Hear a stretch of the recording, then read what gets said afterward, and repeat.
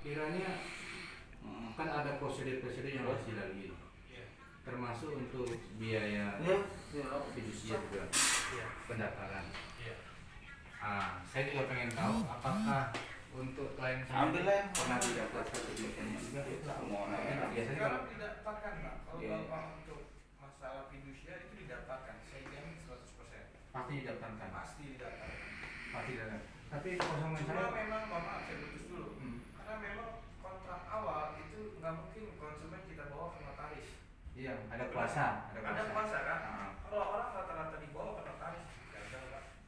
Iya berarti kan ada fidusia wajib ya. Ada. Anggaran biayanya berapa? Kalau dari anggaran biaya kita nggak tahu ya. biasanya standarisasinya kalau melalui Standarisasi sih kagak 3 juta, 2 juta. Kalau untuk masalah itu sih kita nggak ada di training. Di PK kan pasti ada ya tersebut Iya, di PK. biaya untuk Iya, administrasinya semuanya. tarif. Itu kan yang megang bapak kan. Iya berarti kan ada ya. Nanti ada. Terus nggak tahu berapa besar nominalnya. iya. Gitu. Terus kalau memang sudah didaftarkan, ini kan unit sudah tereksekusi Iya. oleh pihak perwakilan dari Clifan. Waktu pengeksekusian kenapa dia tidak menunjukkan adanya ini akta fidusia?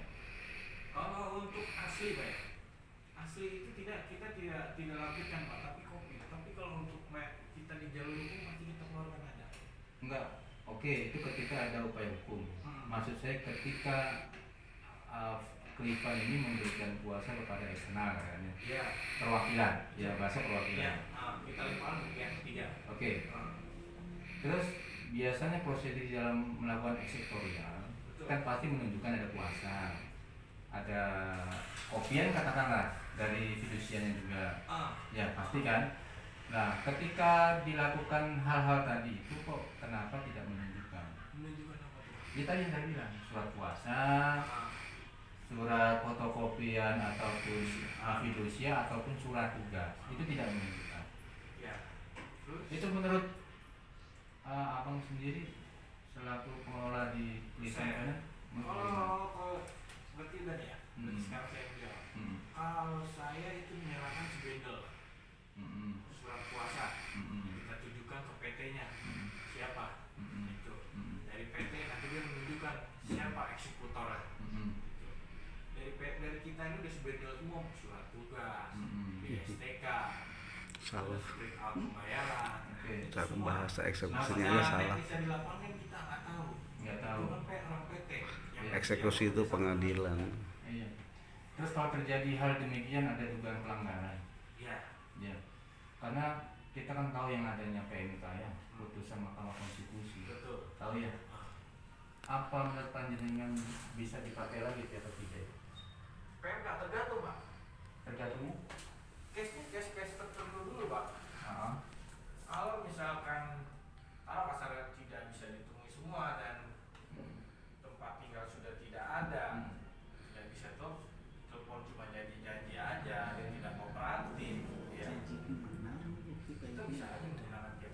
Bukti bayarnya kan itu kemarin lagi bulan 7. Bulan biar Iya, karena kan kita juga kan butuh kepastian dan ini di mana ya kan, gitu. Iya. Dalam artian Bapak selaku di Clifan ini mengharapkan karena tidak ada kepastian gitu. Yang memberikan kepastian apakah pihak ketiga ataukah pengadilan yang memberikan kepastian itu dalam hal bersengketa, katakan ya. Sengketa. Sedangkan di dalam PMK kan sudah jelas putusan Mahkamah Konstitusi ya yang menegaskan di dalam pasal 15 ayat 2 frase dan 3 itu ini konstitusi itu sudah menyampaikan pasal 2 pasal 15 ayat 2 di Undang-Undang Fidusia itu haruslah bahasa eksektorial itu diwajibkan kepada kreditur untuk melalui pengadilan terlebih dahulu. Boleh tanpa melalui pengadilan, boleh asal pihak konsumen memberikan secara sukarela. Kalau tidak sukarela, maka beranggap bahwa itu harus penyelesaian di pengadilan. Itu satu. Benar Bang ya? Iya. Ketiga, itu di frase 3 pasal 15 tentang Undang-Undang Fidusia. Itu one prestasi atau ingkar janji. Katakan klien ini ingkar janji ini 4 bulan kan tidak membayar. 4 bulan atau setahun kedua itu dianggap wan prestasi. Ya, wan prestasi itu dapat dinyatakan sah apabila kedua belah pihak mengakui itu terjadinya wan prestasi. Ini maksud dari PMK ya, Iya. bukan saya bicara PMK. Betul. Nah, oleh karenanya, dan ini sudah diuji materi pada bulan Maret tahun 2019. Korbannya adalah ACC. Dia mengembalikan kok semua biaya yang dikeluarkan. Dan PMK itu nomor 18 PUU garing angka Romawi 17 tahun 2019 itu diberlakukan pada tanggal 6 Januari tahun 2020. Maksudnya dari surat tersebut PMK tidak dibenarkan kembali untuk pihak-pihak yang mengaku eksternal melakukan upaya eksekutorial karena sah pelanggaran hukum. Ini menurut saya, ya. Menurut Bapak boleh? Iya, nggak apa-apa, Pak. Nah, oleh karena itu dalam hal ini Kelipan juga yang akan dirugikan. Ini sebatas sharing ya Pak ya? Betul, Pak. Nggak apa-apa. Sebatas Nggak sharing. masalah, Pak. Nah, kalau seandainya Kelipan terus menggunakan hal-hal demikian, kan pasti ada yang dirugikan. Betul. Nah, yang saya katakan konsumen. Betul. Oke, Kelipan dalam hal ini dia haknya terpenuhi dengan ayat 3. Terpenuhi kan? Pasti katakan ini diambil nih. Iya. Kan dilelang, oke, kemudian dijual, berapa utangnya konsumen, sisanya ditutupi, sisanya untuk pihak eksternal. Satu udah selesai. Tapi dampak dari hal-hal yang tadi dengan terbitnya PMK itu akan yang dirugikan adalah Kelipan juga. Akan terjadi banyak gugatan seperti Adira. Kecuali PMK ini belum timbul. Kalau Kelipan nggak percaya, ini saksi saya bicara, dalam waktu dekat Kelipan akan dapat gugatan. Ya. Dan saya akan mengumumkan melalui sosmed untuk korban-korban Kelipan bisa menggunakan gugatan class action dasarnya PMK. Iya. Oke, saya terima saran dan masukan Bapak. Cuma ya itu kan kita juga sudah terjual kontrak dengan pihak ketiga, Pak. Maka itu Pak, pihak manajemen sampean kasih tahu, Iya. Pak, suruh baca PMK-nya. Kalau baca PMK-nya, apakah kita masih harus menggunakan pihak ketiga? Sementara ini ada PMK dan PMK itu akan merugikan Pak Amir. Kalau untuk masalah ke situ ya, mendingan Bapak ketemu langsung dengan Lah. ibunya. Kalau saya sebatas nanti akan saya sampaikan apa yang sudah menjadi Bapak masukan buat ke saya. Iya. Gitu. Kalau untuk masalah kita berdebat antara rugi dan atau tidaknya kan ya itu biarlah manajemen. Tapi tetap aspirasi Bapak tetap saya tampung dan akan saya sampaikan pada saat meeting. Gitu. Iya. Dan Bapak minta informasi sedetail mungkin sudah saya berikan. Letaknya di mana, lokasinya di mana, dan siapa penangannya. Tetap kita infokan Pak. Gitu. Itu tetap kita masukin aspirasi Bapak. Catat nama saya. Ya. Untuk konsumen saya nama Taufik ini akan melakukan upaya hukum baik pidana dan perdata. Iya nggak apa-apa Pak. Ya. Nggak apa-apa Bapak datang aja. Kalau kita kan hanya Sudah Pak, sudah saya laporkan kejadian pada tanggal 21 Agustus dan itu juga menggunakan ya mobil kendaraan polisi untuk menarik kendaraan. Nah, itu sudah saya laporkan ke Propam. Iya. Nah, menurut Bapak pihak ketiga tadi patut apa enggak? Apakah itu tidak merugikan ini Kelipan sendiri? Merugikan Kelipan sebetulnya. Misalkan itu kan dia teknis orang PT-nya Pak. Iya, saya paham. Masalah menggunakan PT jasa kejahatan. Betul, induk memberikan kuasa kepada orang ketiga ya. Oke, ada agreement kontrak dan lain. Tapi cara praktik mekanisme di lapangan sangat merugikan panjenengan. Saya ada bukti semua. Saya ada foto mobilnya, saya sudah laporkan. Ya, tinggal tunggu tanggal mainnya saja. Tinggal tunggu tanggal mainnya aja kita gugat. Ya, saya sudah laporan oknum-oknumnya, saya sudah terbitkan RT. Ya. Jadi kalau setiap ada pengajuan pelunasan itu Terkecuali tidak pernah diindahkan oleh pihak bedanya Kelipan. gini Pak, sebelum adanya PMK yang terbaru ini, Digugat itu aja. bolehlah semua finance berlindung di dalam pasal 15 ayat 2 dan 3. Semua, saya ada gugatan 40 gugatan finance pun tetap ditolak karena semua pengadilan memutuskan bahwa hierarki di pasal 15 dan 2 sudah jelas bahwa pelaku usaha punya hak untuk melakukan penjualan. Itu di dalam fidusianya. Iya. Nah, semenjak terjadi ada uji materi antara ACC, itu ACC korbannya Pak ya, itu yang pertama. Itu bulan Maret 2019. Itu harus mengembalikan Pak semua kerugian. Itu contoh satu. Bapak baca wis putusan Mahkamah Konstitusi.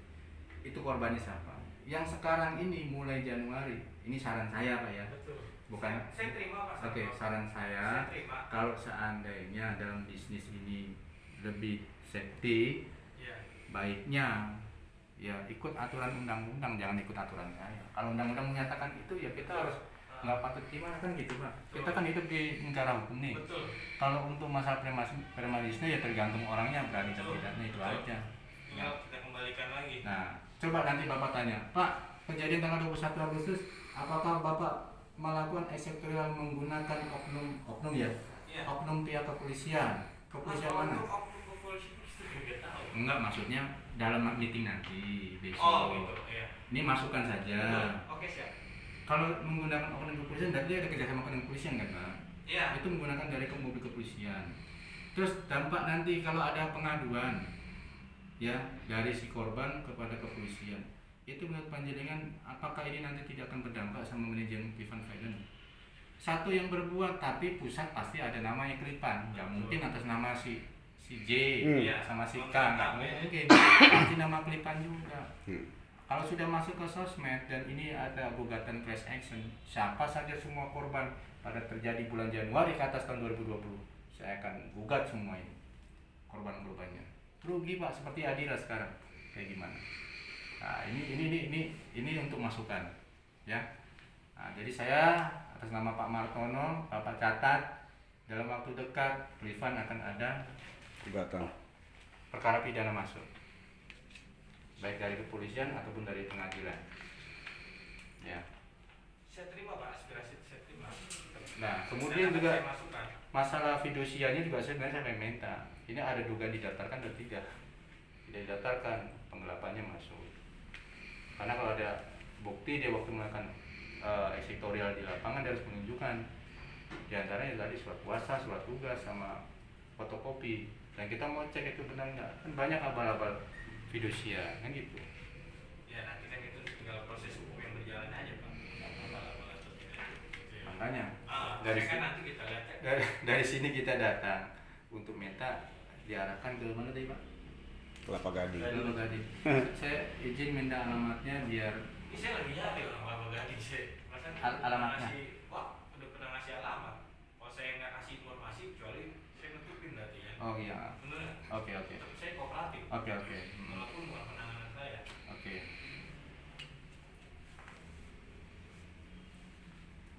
Diam-diam coba saya cek dulu berapa sih dari kamu. Pak sambil ini ya. Apa Pak? Tenang aja. Enggak, gini, aku Kita sering udah biasa kok bentrok yang namanya begini, apalagi bagian saya yang namanya. kalau saya bentrok 4 bulan. kalian saya advice Pak. Ah, Jadi bentrok memberikan Iya, sudut informasi pandang ya. ya. Nah, informasi. Iya. Saya dengan Adira, dengan ACC, dengan Verena, dengan Astra itu biasa Pak. Iya. Di lapangan biasa. Betul. Ya, lagian juga kalau memang kalau kita kan ngikutin Iya. kerjaan itu